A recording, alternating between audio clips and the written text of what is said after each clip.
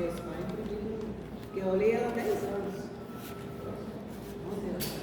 Então, os 3 meses que eu peguei ela, assim, só cantava assim. Aí o que nós mais profetizamos que é a bondade de Deus. Salmo 23 é muita bondade. Eu estava estudando, que a gente começa a ler ele de novo. Eu dividi ele em 3 partes. Eu lendo, você vai relendo, vai buscando.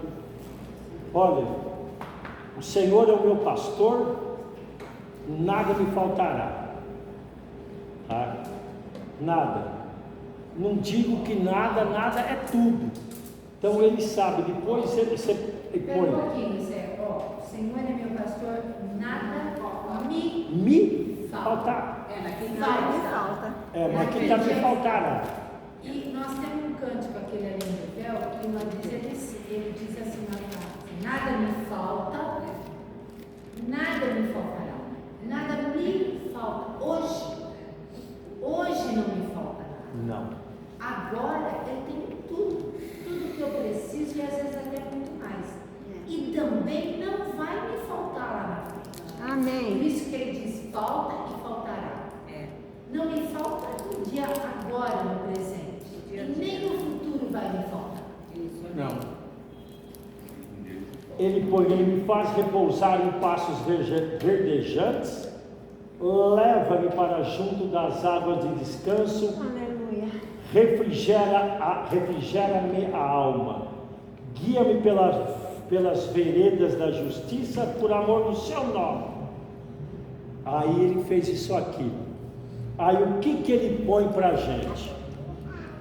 Ainda que eu ande pelo vale da sombra da morte, não temerei mal nenhum, porque tu estás comigo, a tua vara e o teu cajado me consolam. Aí ele põe e acabou. Aí o que ele fala? Davi fala: preparas-me uma mesa na presença dos meus adversários, unge-me a cabeça com óleo, o meu cálice transborda.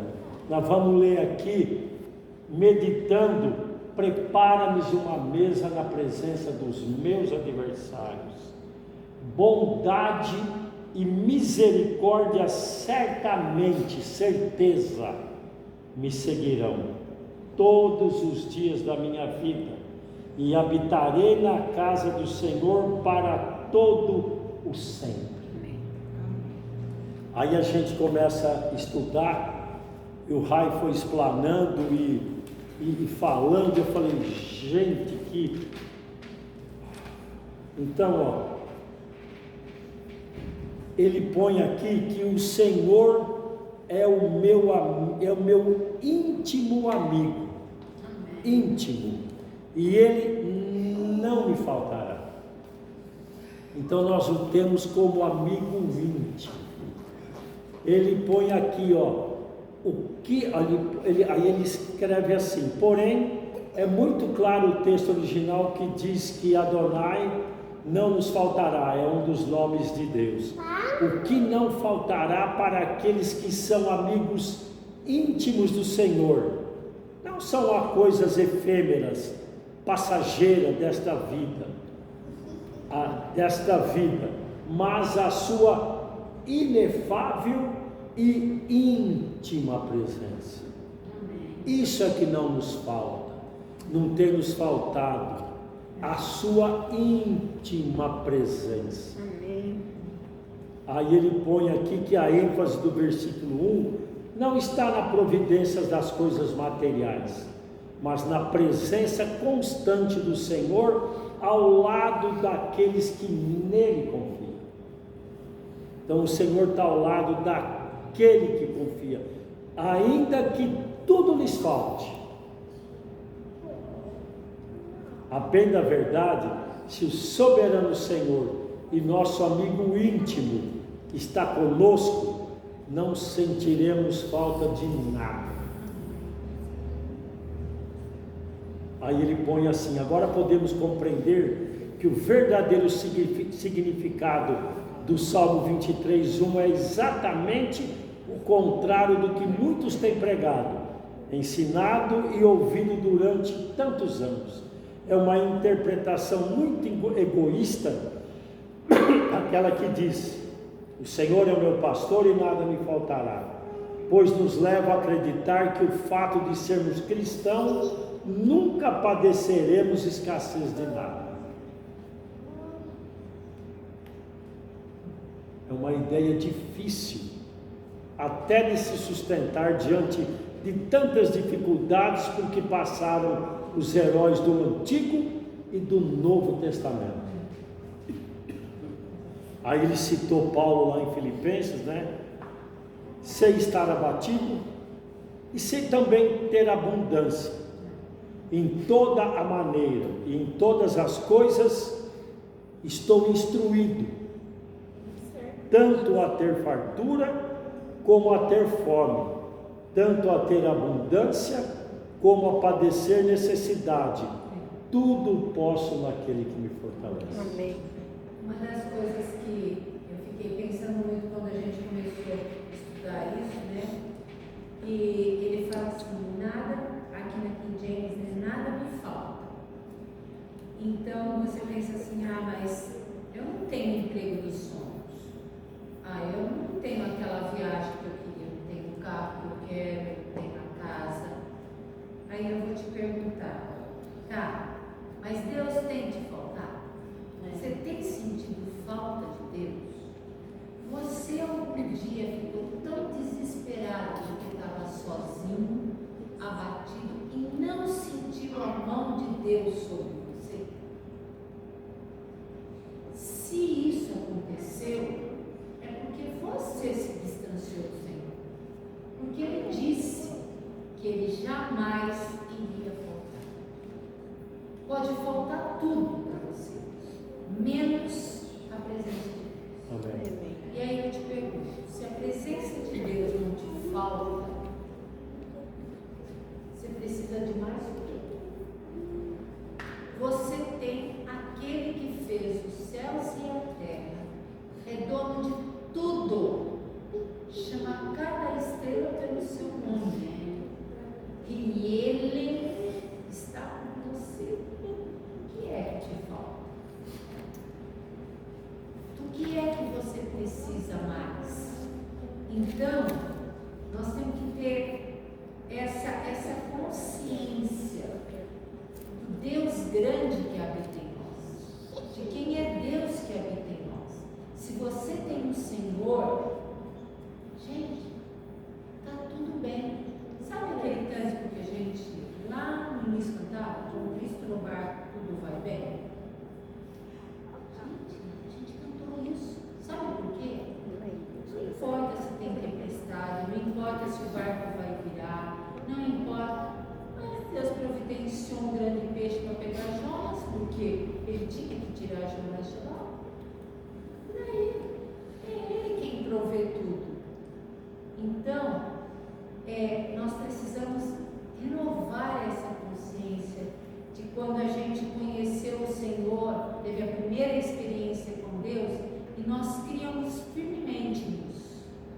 Nós tínhamos aquele desculpante assim, e sabíamos que o Senhor estava conosco, que nada ia nos acontecer. Nós precisamos ter essa certeza, sabe? Nós precisamos viver isso a cada dia. Se eu tenho o Senhor, e daí que eu não tenho as outras coisas? Nada me falta, porque eu tenho Ele. Eu tenho a pedra de grande valor. Eu tenho aquilo que não se pode comprar, que não se acha. Não se acha. Pode procurar e não se acha. E Ele veio até mim. Ele me escolheu. Eu vou contar uma experiência que eu tive uma vez. Eu estava de madrugada trabalhando, um caminhão de cebola picando. Aí eu comecei a adorar a Deus e agradeci a Ele por eu estar ali fedendo, passando dificuldade e tudo. E eu falei: Senhor, Se eu tivesse aceitado a oferta que meu sogro fez para fazer direito e ir trabalhar com ele, eu poderia ser o advogado mais rico do Brasil. Mas onde eu estaria? Onde o Senhor estaria na minha vida? Eu falei isso para Deus. Então a presença de Deus não tem dinheiro, não tem o que pague, não tem o que se compare com a presença de Deus. Amém. Então eu fui muito grato a Deus, falei, olha, é muito mais do que a gente pode pensar ou imaginar a presença de Deus na nossa vida. Essa tradução aqui fala: o Senhor é meu pastor, de nada terei fome. Isso. Aí ele põe uma assim, ó, a mesa preparada pelo anfitrião gracioso. A ideia do completo suprimento de cada necessidade com a qual o salmo inicia continua controlando o seu desenvolvimento, mas a comparação muda do amigo íntimo, aquele que pastoreia, para o anfitrião gracioso. Ou seja, ele está presente, seja no campo ou em sua casa. Nós não podemos esquecer disso nunca. O Senhor está conosco todos os dias da nossa vida. Aí, nós vamos lá agora para preparar-me uma mesa na presença dos meus adversários. O que significa a preparação de uma mesa na presença dos meus adversários? Pense bem. Por que você não sentaria com o inimigo à mesa? Inimigos, você os enfrenta no campo de batalha. Pedir uma mesa na presença de adversários é algo provavelmente impensável, eu sei, mas esse era o desejo de Davi. Para Davi, uma mesa na presença dos inimigos não significa uma demonstração de vitória sobre eles. Não é uma mesa de deboche, mas sim uma oportunidade de reconciliação. A mesa se põe na presença dos inimigos para que eles possam novamente sentar-se ao meu lado, pois assim é possível haver perdão, cura e libertação. O óleo que desce sobre a cabeça tem por finalidade sarar a consciência e produzir saúde para pacificar a alma. E o cálice, aqui também alegorizado, deve sempre transbordar o vinho da alegria, deixando vazar o regozijo que há quando na vida se torna possível o reencontro e a reconciliação. Por que Davi pediu unge-me a cabeça? O óleo, a unção, para que é o perdão, é a misericórdia. O meu cálice transborda, ele falou. Do que o nosso cálice está transbordando? De vontade de reconciliar, de vontade de servir, de vontade de ter paz. Nós sabemos do que o nosso cálice transborda. Aí ele põe, a mesa tem vários significados, mas também o maior deles seja a comunhão. É uma refeição que nós temos boas conversas com as pessoas. Também foi numa mesa que Jesus declarou a sua aliança conosco. Falou sobre a sua carne e o seu sangue que seriam derramados em nosso favor. Estabelecer paz com o outro não significa concordar com o modo de vida dele. Significa ter paz, ainda que discordemos com o modo de vida, a fim de que pela paz que estendemos compreenda o amor de Deus e tenha sua vida transformada. O amor de Deus transforma qualquer coisa. O Deus, ele transforma maldição em bênção. O que a gente pode ser, tem tudo para dar errado, Deus faz dar certo. Ele muda a situação. Ele muda qualquer situação. Aí ele citou lá em Romanos 12, 17 e 18, ele fala assim: não tomeis a ninguém mal por mal. Esforçai-vos por fazer o bem perante todos os homens. Se possível, quanto depender de vós, tende paz com todos os homens. Bem-aventurados pacificadores, porque serão chamados filhos de Deus, como está lá em Mateus 5,9. E tudo isso provém de Deus, que nos reconciliou consigo mesmo por Jesus Cristo e nos deu o ministério da reconciliação. Vocês lembram da palavra que nós estudamos que fala: não é mais amemo-nos uns aos outros como amai-vos uns aos outros como a ti mesmo. Agora é amai uns aos outros como eu vos amei. Ele deu lá, Deus, por Jesus Cristo, que nos deu o ministério da reconciliação. Deus não nos deu o ministério de recalque e ostentação, mas de reconciliação. Da mesma forma que Ele nos reconciliou com Ele mesmo e com Cristo. Não é à toa que a presença dos inimigos é tão requisitada na mesa. Somos gente da paz, da reconciliação e não da guerra. Somos gente da paz, da reconciliação e não da guerra. A nossa luta não é contra a carne ou sangue, mas contra principados e potestades nas regiões celestiais. Quem senta na mesa da reconciliação o faz com o cálice transbordando de bondade e fidelidade. Olha o que está diante. Eu estava pondo e meditando o que Deus está colocando diante de nós. Olha, quem senta na mesa da reconciliação o faz com o cálice transbordando de bondade e fidelidade. Lembremos disso, não nos esqueçamos disso.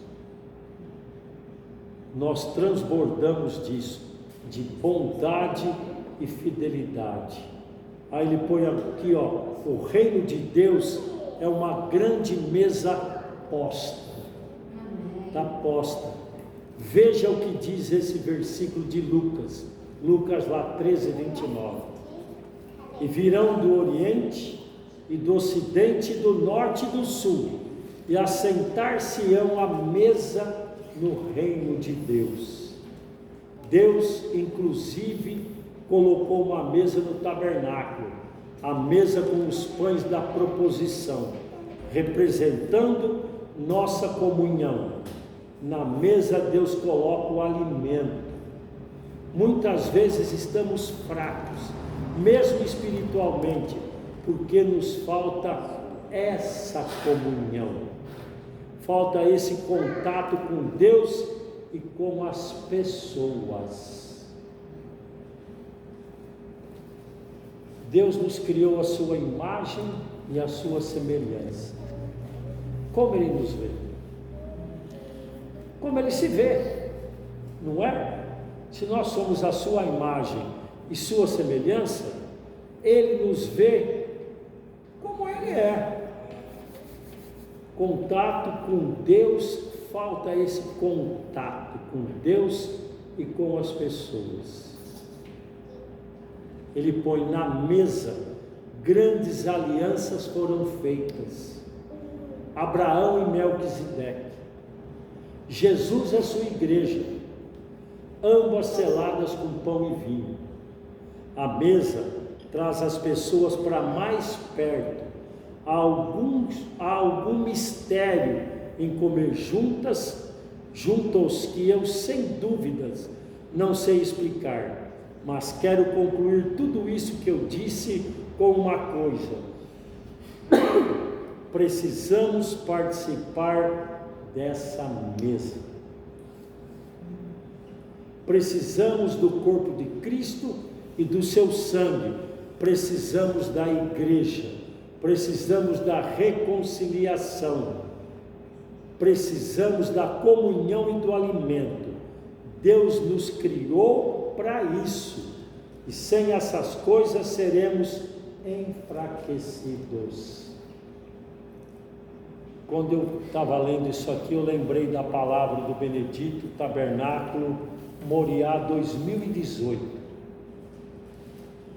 Ele falou que quando Moisés fez o tabernáculo, ele cercou com couro, mas ele colocou o couro, a parte bonita, para o lado de dentro, e o inverso do couro para o lado de fora. Então quem passava por fora não via nada bonito, porque ele fala que o inverso do couro não é bonito. O bonito é o couro em si, o pelego, as coisas, ele é colorido, é malhado, é branco, é preto, é marrom, então ele deixa bonito. Aí ele fala, então nós sabemos dos planos de Deus, nós estamos, quem está de fora não sabe disso, mas nós vivemos os planos de Deus, o amor de Deus flui livremente em nosso meio, nós participamos da ajuda de um para com o outro, nós vemos a ajuda de um para com o outro, não é? Então isso é o amor de Deus fluindo e a gente está vendo isso, nós vemos isso, mas quem está fora não vê essas coisas. Então é isso que ele está falando, essa mesa, e virão do Oriente, do Ocidente, do Norte, do Sul, e assentar-se-ão à mesa do reino de Deus. Aonde está o reino de Deus? Muitos virão, 1 Pedro 3,15, muitos virão e pedirão testemunho da esperança que há em nós. Então, o meu cálice transborda, unge-me a cabeça com óleo, prepara-me uma mesa na presença dos meus adversários, para que haja reconciliação, haja amor. Aí ele pôs uma outra aqui, ó, vou ser bem rápido. A mesa é um lugar de restauração e manifestação da graça. Em 2 Samuel 9, lá de 1 a 10, diz que Davi lembrou-se de sua aliança com Jonatas, filho de Saul, e ele perguntou: há ainda alguém da casa de Saul para que eu possa usar de misericórdia, de graça, por amor de Jonatas? O amor que ele tinha por Jonatas, ele queria repartir com a casa de Saul. Disseram ainda, tem Mefibosete. Esse Mefibosete, quando ele era nenezinho, eu não sei se foi a ama dele, a mãe, deixou ele cair, e ele quebrou os 2 pés, e não tinha como, naquela época, os pés dele calcificaram tudo tortos, então ele não tinha como andar, e Davi, vendo isso, vendo tudo, o chamou para a mesa, para estar junto com ele, para comer na mesa do rei. E estava lendo, ele fala assim, ó: Mefibosete cresceu coxo de ambos os pés, vivia num lugar distante e sentia vergonha de tudo e de todos. Ele lutava contra os pensamentos de rebaixamento e vergonha. Ele não imaginava que poderia ser recebido com honra na presença do rei, pois a vergonha e o medo lhe dominavam. Porém, seu pai, antes de morrer, fizera uma aliança com o rei. Mesmo que ele não soubesse, tudo já estava preparado. Então Davi recebeu ele no palácio e sentou à mesa do rei para comer. Aí tem uma coisa aqui escrito em negrito bem grande: a graça procura o homem no nível mais baixo e a glória eleva o homem ao nível mais elevado.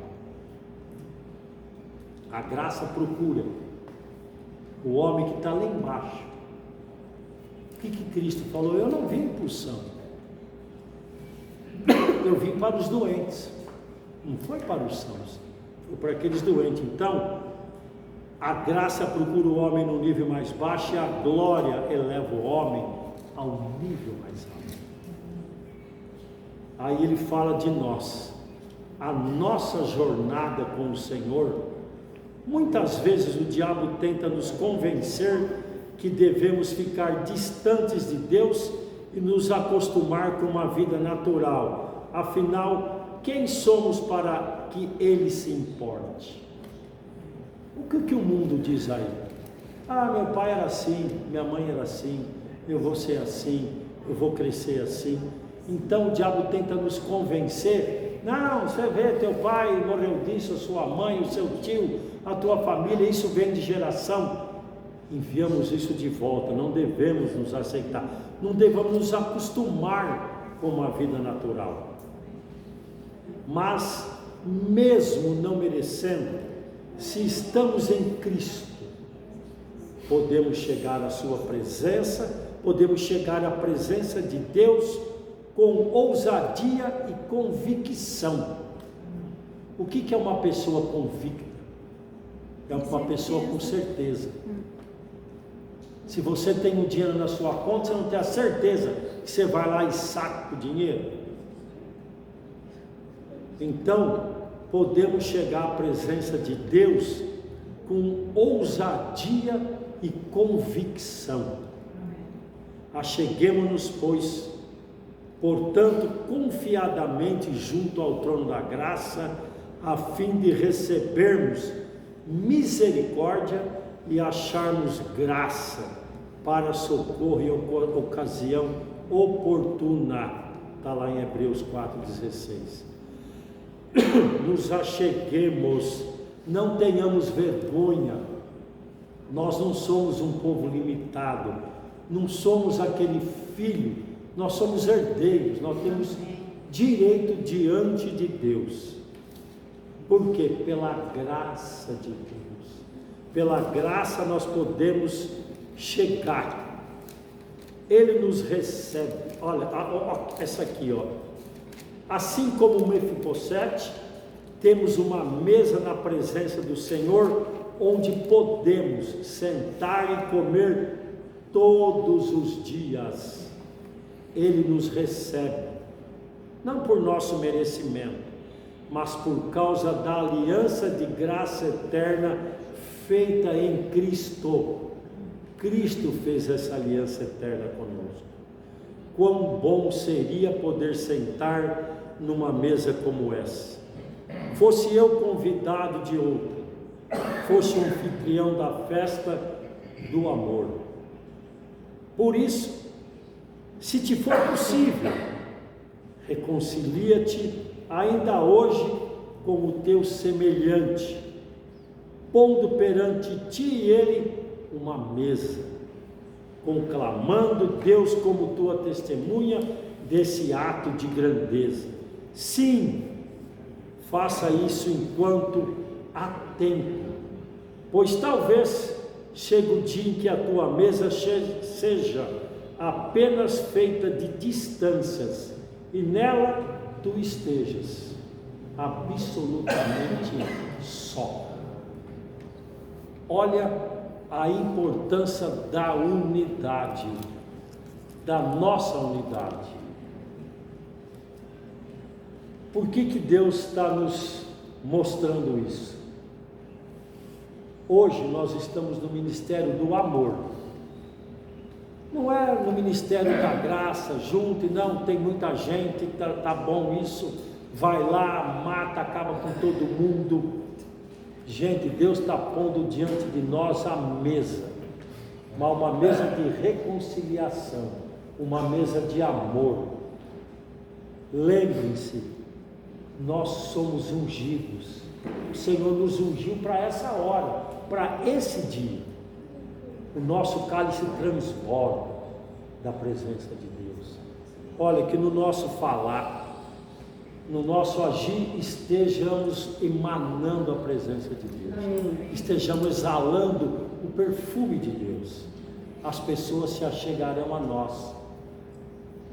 Nós precisamos correr atrás de bênção? Ela corre atrás de nós. Nós vamos ter que correr atrás das pessoas.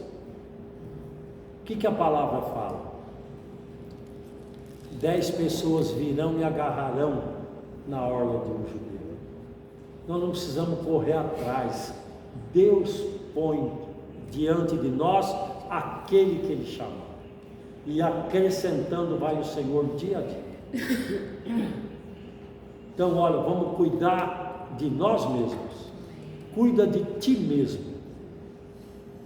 Não fala? A palavra não fala? Cuida de ti mesmo. Vamos cuidar de nós. Vamos ser modelo. Não é? Não temos que ser modelo? Modelo de quem? De Cristo. Nós somos o modelo de Cristo. Então as pessoas têm que chegar em nós e falar: puxa vida, o que eu vejo em você? Eu quero isso. Eu quero o que está em você. Eu quero ir aonde você vai. Onde você vai indo, cara? Me leva. Eu preciso disso que você tem. Então lembra por que é isso aqui? Unge-lhes a cabeça com óleo. O meu cálice transborda. Olha quem nós somos em Cristo Jesus. É o dia do reino. Nós transbordamos a presença de Deus. Nada tira isso de nós. Nós podemos cortar o fluxo, mas ninguém tira isso de nós. Olha, que Deus nos abençoe com essa consciência. Que olha, o Senhor nos ungiu. Ele está transbordando o nosso cálice. O que é? Nós estamos transbordando da presença de Deus. Lembra de quando nós falamos, você começa a transbordar, começa a cair para fora, todo mundo está vendo que você está transbordando. Por quê? Você está molhando as pessoas. Você está atraindo elas aquilo ali que é a fonte da vida, que é o Cristo que está dentro de nós. Que o Senhor nos abençoe. Amém. Olha, e nos guia a cada dia. Ele tem cuidado de nós. Amém. Obrigado, Jesus.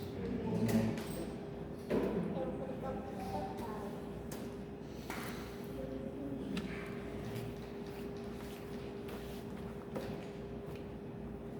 Essas lições do Salmo, olha, todo dia eu sento lá, né? Eu gosto à noite. Amém. Isso, amém. Amém.